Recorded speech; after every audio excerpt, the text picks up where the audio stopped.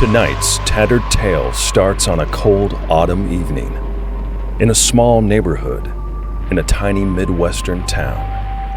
It is just past 7 o'clock when Elijah and Monica McCarthy are heading out for their long-awaited date night. This meant that their 10-year-old son, Bobby, much to his chagrin, will have to be babysat for the night. Unfortunately, there was no talking his parents out of it. His jailer had already arrived. Thanks again for coming at such short notice, Jackie. With Kim gone, we've had such a hard time finding a replacement. Jackie nods. It is her first time babysitting for the McCarthys, and she wants to make a very good impression. She struggles to appear interested while wearing her false grin. For a brief moment, Jackie actually zones out. So much so that she didn't even notice when Mrs. McCarthy stopped talking. It only takes her half a second to realize the mistake before Jackie quickly responds back. It's no problem at all, Mrs. McCarthy. I'm glad to help out. Excellent. Well, leftovers are in the fridge. No dessert if he doesn't finish his supper. Make sure he brushes his teeth, and bed is at 10 o'clock sharp. Got it.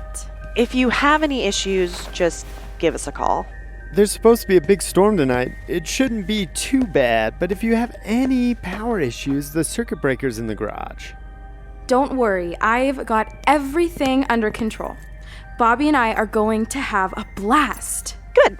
We'll be back around midnight. Monica peers into the living room at her pouting son and calls out to him. Bye, sweetie. You and Harry be good for Jackie. We will. Who's Harry? Oh, it's just Bobby's imaginary friend. Apparently he lives under the bed. You know, kids and their imaginations. Sure. All right, well, have a good night. Bye. Jackie puts on her best plastic smile and waves to Mr. and Mrs. McCarthy as they leave. Bye. Have fun. Jackie's smile quickly turns into a sly smirk. Bobby is still in the living room, laying on the floor. His eyes are glued to his favorite cartoon when Jackie struts in and grabs the remote. She quickly changes the channel. Hey, I was watching that. Not anymore. But Mom always lets me watch Power Frogs. Well, your mom's not here, is she? Jackie kneels down and gets face to face with Bobby. She smirks sinisterly. Hey kid, I'm your babysitter now. So you do what I say. Got it? Bobby swallows hard and nods. Good. Now go eat paste or something. He said she said is on. Jackie sits down on the couch and kicks up her feet. This was going to be an easy night for her, but a long and painful one for Bobby.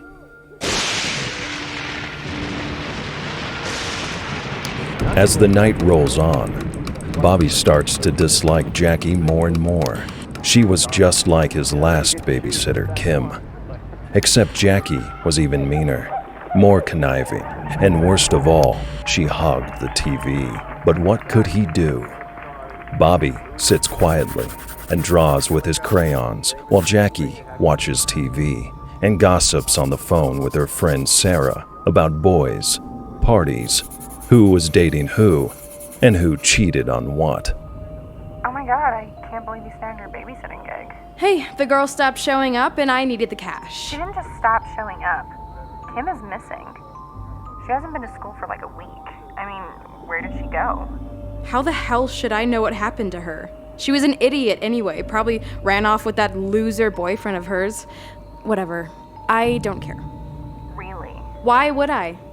Her little disappearing act benefits me. Now I'm the only babysitter on the block. I'm gonna be making bank, girl. Wow, you're evil. I know, I'm bad. But it's just business, and business is booming. Now I can finally buy that amazing Valentino bag from the mall. Thank you, Kim! I've gotta let you go, Sarah. I think my food is here. Okay. Bye. Peace. Jackie hangs up. She places her phone on the couch. Then she stands up and heads to the door. Hey, I've got a large pepperoni for a Jackie Smith. Yep, that's me. Obviously. He hands her the pizza. Jackie reaches into her pocket and pulls out the money to pay the pizza guy when she notices that he is staring at her. Can I help you? She shoots him a dirty look, and he averts his gaze. No, sorry. Hey, I think we're in the same trig class. So? So, I guess I've noticed you is all. Hey, I don't suppose you'd want to grab dinner or go see a movie sometime. Ew! Jackie closes the door without a further response. The poor pizza guy just stands there, dumbfounded as the front door slams in his face. Okay. When Jackie returns to the living room with the pizza, Bobby practically jumps out of his clothes. Pizza. All right. For that one brief, beautiful moment, Bobby thought that Jackie perhaps isn't so bad after all. He rushes over, but is stopped when Jackie puts out her hand like a crossing guard. Back off, twerp. This is my food. Your mom has leftovers in the fridge for you. But it's tuna casserole. I hate tuna casserole. Then starve. I really don't care. Bobby sits back down and starts to draw again. He hangs his head in disappointment while Jackie takes a slice and starts to eat. After a moment or two, Jackie just happens to look over and notices Bobby's drawings. There are about 5 now, and all of them are creepy. In each sketch, there's a red-eyed creature hiding under a bed. His bed, Jackie assumes. You've got a strange mind, kid. Thanks. What the heck is that thing with the red eyes? Oh, that's Harry. He lives under my bed. Yeah, I got that. You know, if you ask me, that's not a very good place to live. It's cramped, dark, and probably has lots of dust. Bobby ignores her. So is he like a mutated hobo or something? Stupid hobo Harry! He's not a hobo. And he's not gonna like you making fun of him. Oh yeah? And what's he gonna do about it? Bobby just sits quietly for a second. Yeah, that's what I thought. Jackie smirks. Before returning to the couch, Bobby scowls at her. If you're planning on just giving me attitude all night, you can go play in your room. But Now! Bobby angrily stomps to his room. A few hours later, the thunderstorm is raging outside the McCarthy home. Jackie is still laying on the couch. She literally hasn't gotten up once except for a single bathroom break in between television programs. A few slices of pizza still remains on top of the coffee table. She checks her phone for the time. It's now currently 1 minute past 10 o'clock. Crap. Kid better be in bed. Jackie enters Bobby's room to find him sitting on his bed drawing, not sleeping. Yo, Picasso, it's time for bed. But Harry and I aren't tired yet. Here we go again with this Harry thing. Look, twerp, your mom said bed by 10. It's past 10. I'm not pissing your parents off on the first night. Bobby ignores her and continues to draw. Jackie snatches his drawing away angrily. Hey, I'm not done with that. I said it's time to sleep. Bobby huffs, but ultimately does as he's told. He crawls into bed and tucks himself in. Jackie, out of curiosity, examines Bobby's drawing in her hand. She is suddenly taken aback when she feasts her eyes upon the terrifying image. A pair of long, grotesque arms are reaching out from underneath Bobby's bed. She had to hand it to the kid. He was a pretty decent artist, which made the illustration of the girl who was being attacked even more unsettling. It was her. Same clothes, same hair, same everything. In the drawing, Harry's creepy arms are reaching out from under the bed and attacking her. What the heck is this, you little creep? Jackie quickly rips up the drawing and drops the pieces to the floor. My drawing! You think it's funny to draw me getting attacked by some stupid monster you made up? You want to play games? Fine. How about I tell your parents how bad of a boy you've been tonight? In fact, you misbehaved, so I couldn't share the surprise pizza I got us. you so mean. Oh, you gonna cry now? Stop being a baby and go to bed. I'm not a baby. And I'll just tell Mom the truth. Oh, really? You're not gonna tell them anything. You know why? Why? Because I can be way more convincing than you. Jackie lowers her voice and glares at Bobby. It just takes a little evidence. Maybe it's a smashed face, or a bag of candy stashed in your drawer. Bobby's eyes go wide with disbelief. Understand? Bobby nods. Good. It's settled then. Now go to sleep. Jackie, now satisfied with Bobby's submission, gets up to leave. Before she reaches the bedroom door, Bobby calls out to her. Harry's right. You're just a big meanie. Jackie chuckles. This Harry stuff was really starting to amuse her. I hate to break it to you, kid, but Harry isn't real. Yes, he is. And he hates you. Just like he hated Kim. Jackie rolls her eyes and marches back over to Bobby's bed. She bends over and looks under it, using her cell phone flashlight to illuminate the space. Hey, Harry, sit on it and rotate. Jackie laughs as she gets back to her feet. She and Bobby lock eyes. He isn't amused. See? I don't give a crap about your overactive imagination. If your mom and dad want to indulge your psychotic behavior, so be it. But I'm not going to pander to you. Sleep now. A half hour later, the storm continues to rage on outside. Jackie sits in the living room skimming through the TV channels for something, anything to watch. She is bored out of her mind. She grabs her phone to check the time. Again, this has now become a ritual performed about every 2 minutes. Oh, come on. How is there still an hour and a half left? Jeez, this is torture. Suddenly, the power goes out. Crap. Jackie activates the flashlight app on her phone, which, luckily, she is still holding. Jackie begrudgingly exits out from the front door and into the storm. I can't believe this. What kind of family doesn't have an attached garage? Jackie quickly moves through the rain and heads directly for the garage. She moves so fast that she almost misses what's happening in the upstairs window. A strange, flickering red light catches her attention. She looks up and sees Bobby's room flickering crimson for a few seconds before returning to normal. I am going to kill that kid. Jackie angrily turns her attention back to the garage. A few feet later, and she's at the door. She quickly presses the button mounted to the side. The garage is cold and dark when Jackie enters. She feels a sudden unease come over her. Maybe it was the storm, or maybe it was just the way the darkness was playing with her mind. Regardless, the power needed to be turned back on, so she pushes through the fear and gets to work. It only takes a moment or two for her to find the circuit breaker. She makes her way through the maze of clutter.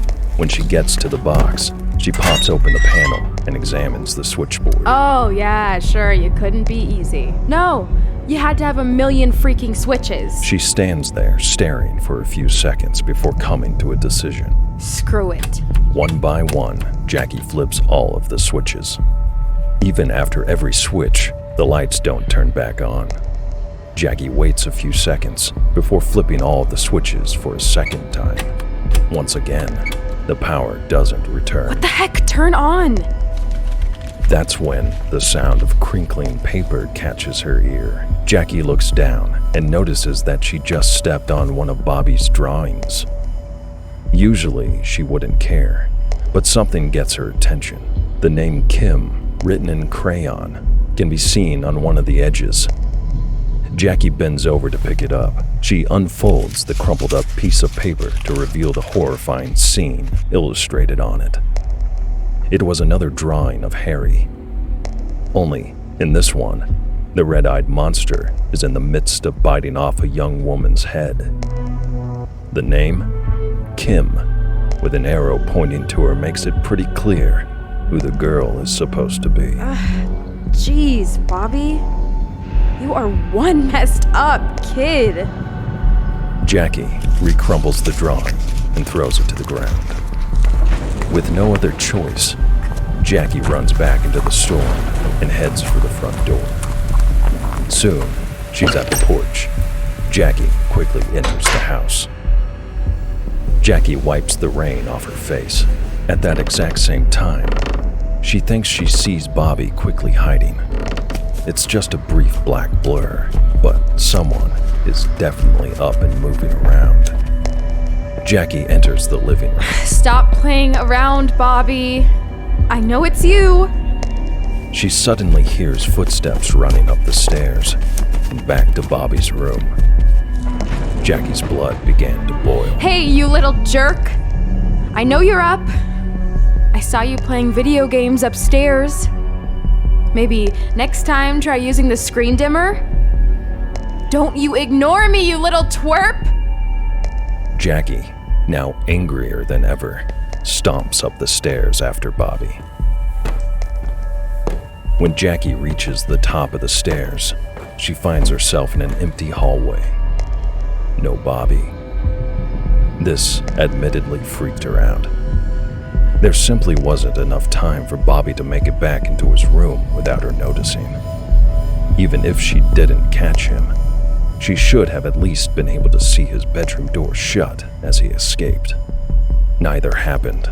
It's as if whatever ran up the stairs had simply vanished. Bobby! You better knock this off. She continues down the hallway. Her eyes lock onto Bobby's bedroom door. She slowly moves toward it when suddenly it pops open by itself. The doorknob doesn't turn, yet somehow it creeps open unimpeded. She takes a brief moment to collect herself, then enters the bedroom.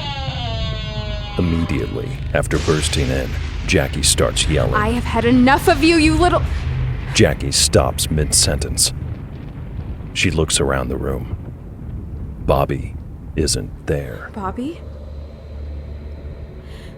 Stop this. Come on out. She begins to slowly survey the room. She paces around a few steps when suddenly she hears the crunch of crumbling paper coming from underneath the bed.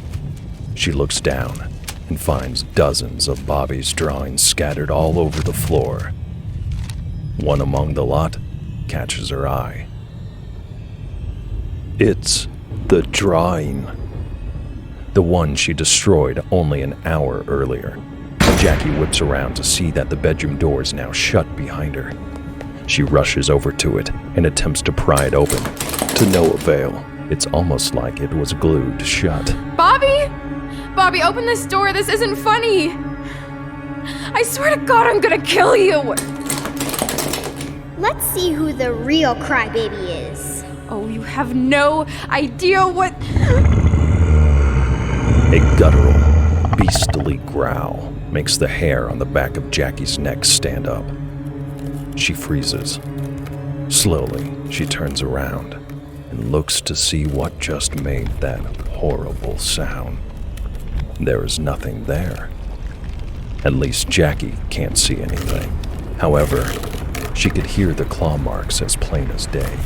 Scratching footsteps, almost like a pacing lion, is all that can be heard above Jackie's heavy breathing. She slowly reverses until her back is pressing up against the bedroom door. Bobby, this isn't funny anymore. I disagree. Not sure what to do, Jackie starts looking around the room for something that might be able to help her. She spots a baseball bat sticking halfway out of Bobby's toy chest, within reaching distance. She grabs it, then raises it up like a sword to protect herself from whatever might come next. Jackie knows there isn't actually anything in the room with her. She only grabbed the bat because Bobby's stupid practical joke actually started to get to her. That realization made her angrier than I ever. don't know how you're doing this, but you're playing a trick. I don't know, you set up a tape recorder or something? There's no way you're going to make me believe that your invisible buddy is actually in here. He's not invisible. Suddenly, a pair of hairy, grotesque-looking arms pop out from under the bed. The giant hands, donning large, sharp claws, reach out and grab Jackie by her ankles. Jackie is pulled to the ground. She screams in horror as Harry's arms drag her beneath the bed. She disappears into the darkness. Mr. and Mrs. McCarthy arrive home a few minutes after midnight. Bobby is still awake. He happily sits on his bed, cross-legged, eating the last few pieces of Jackie's pizza when he hears his parents come home. When Elijah and Monica enter their son's room, a strange look of dismay spreads across both of their faces. Bobby, what are you doing up? You should be in bed. I am in bed, Dad. Very funny. I'm sorry, but I was hungry. Look, Jackie ordered pizza. That was very nice of her. Where is she anyway? Got me. I went to bed at 10 o'clock, just like I was supposed to.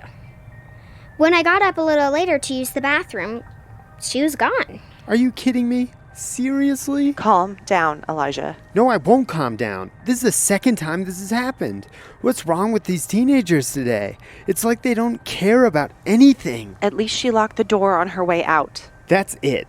I'm calling her parents. I'm gonna ask them what kind of people raise their kids to just disappear in the middle of a babysitting job. Mr. McCarthy pulls out his cell phone and exits the room. Bobby and his mother can hear him as he walks down the stairs and into the living room below. Monica waits a few seconds before sitting on the bed next to Bobby. She grabs the final piece of pizza and takes a bite. You know I love you, Bobby. You're my special little child. But you've got to be careful.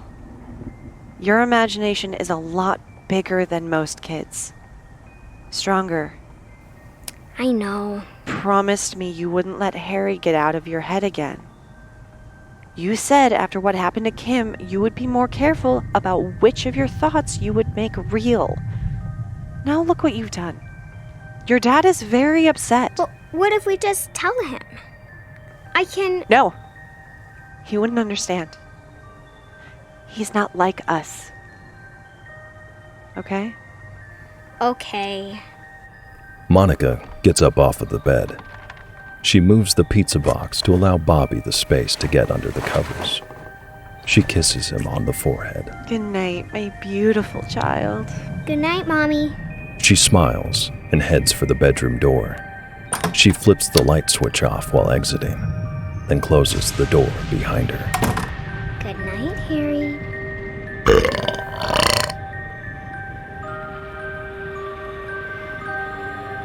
Thank you for listening to Tattered Tales, produced by Spooky Castle Productions and Nagano Press Studios. Produced by Lizzie Wakefield. Radio play by Andrew Fortunato and Joe Wakefield. Story by Andrew Fortunato.